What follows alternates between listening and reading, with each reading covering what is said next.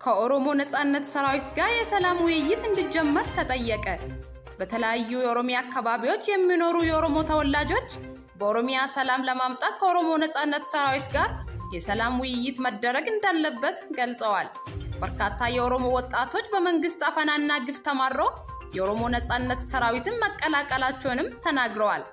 የኦሮሚያ ክልል የተለያዩ የህብረተሰብ ክፍሎች በኦሮሞ ወጣቶች ትግል ወደ ስልጣን የመጣው የብልጽግና መንግስት የኦሮሞ ወጣቶችን በዘፈቀድ ማሰር የጀመረው ስልጣን በተቆናጠጠ ማግስት መሆኑን አስታውሷል።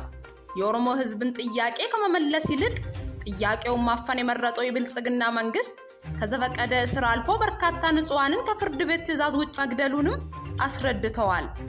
የዘፈቀደ እስሩ ወጣቶችን ብቻ ሳይሆን ከወላጆቻቸው ጋር የታሰሩ ህፃናትን ጨምሮ እስከ አዛውንት ድረስ የሚዘልቅ መሆኑን አብራርተዋል።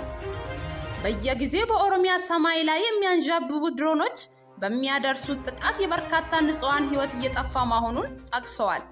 ከዚህም በላይ የፌደራሉም ሆነ የኦሮሚያ ክልል መንግስት ህዝቡን ከጥቃት ከመከላከል ይልቅ ግዛታቸውን ለማስፋፋት በኦሮሚያ ወሰን ተሻግሮ ወደ ኦሮሚያ በሚገቡ የፋኖ ታጣቂዎች የኦሮሞ ህዝብን እንዲጠቃ ፈቅደዋል ብለዋል። አክለውም በዚህ ሁሉ መከራ ውስጥ ያለፈው የኦሮሞ ወጣት ራሱን ከጥቃት ለመከላከል ሲል የኦሮሞ ነጻነት ሰራዊትን እየተቀላቀለ እንደሚገኝ ተናግረዋል። በዚህ መሰረት የኦሮሞ ነጻነት ሰራዊት አባላት ከህዝቡ መካከል ህዝቡን ከጥቃት ለመከላከል የወጡ ወላጆቻቸውን፣ ዘመዶቻቸውን፣ ጎረቤታቸውን በህዝቡ መካከል የሚገኙና የህዝቡን ፖለቲካዊ ጥያቄ ያናገቡ መሆናቸውን አስረድተዋል። የኦሮሞ ነጻነት ሰራዊት ህዝባዊ ቅቡልነት ያለው በዚህ ምክንያት ነው ያሉት አስተያየት ሰጪዎቹ መንግስት ከኦሮሞ ነጻነት ሰራዊት ጋር የሰላም ንግግር እንዲጀምር መክረዋል። ይህ የማይሆንበት ከሆነ ግን የኦሮሞ ብቻ ሳይሆን የኢትዮጵያ ሰላም አደጋ ላይ መውደቅ ከፍተኛ ችግር ሊያስከትል ይችላል የሚል እውነታቸውን አጋርተዋል። አርቲስት ዘሪሁን ወዳጆ በጠና በመታመሙ ሆስፒታል እንደሚገኝ ቤተሰብ ገለጸ። አንጋፋውና ተወዳጁ የአፋን ኦሮሞ ሙዚቀኛ ዘሪሁን ወዳጆ ከቅርብ ዓመታት ወዲህ የጤና እክል እንደገጠማቸው የገለጹት ቤተሰቡ አሁን ላይ ሁለቱም ኩላሊቶቹ አገልግሎት መስጠት አቁመዋል ነው ያሉት። ባለፉት ስርዓቶች ለእስር በተዳረጉበት ወቅት በደረሰባቸው ድብደባና እንግልት የተነሳ በእግሩ ላይም ጉዳት መድረሱን የገለጹት የቤተሰብ አባላት አርቲስቱ በቂ ሕክምና ካገኘ የጤና ሁኔታ ሊሻሻል እንደሚችል ከጤና ባለሙያዎች እንደተነገራቸውም አክለዋል። ይህንን ለማድረግ የገንዘብ እንደሚያስፈልግ የተገለጸ ሲሆን ሁሉም የበኩሉን ድርሻ በመወጣት የአርቲስቱን ህይወት እንዲታደግ የተለያዩ አካላት ጥሪ አስተላልፈዋል። በትግራይ የሚገኘው ትልቁ የህክምና ተቋም አሁንም የመድኃኒትና የህክምና ቁሳቁሶች እጥረት እንዳለበት አስታወቀ። የአይደር ሆስፒታል ዶክተሮች ምንም እንኳን የሰላም ስምምነት ቢፈረምም በህክምና ቁሳቁሶችና መድኃኒት አቅርቦት ዙሪያ ብዙ የተቀየረ ነገር እንደሌለ አስረድተዋል።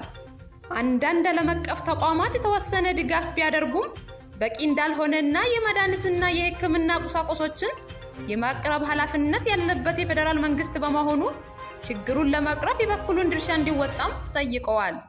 ይህ በእንዲህ እንዳለ የፌደራል መንግስቱና የጤና ሚኒስቴር በዓለም የጤና ድርጅት ቀይ መስቀል በኩል ሚሊዮን ብር የሚያወጡና ለህክምና አገልግሎት የሚውሉት ግብዓቶች ወደ መቀሌ መላኩን መግለጹ ይታወሳል።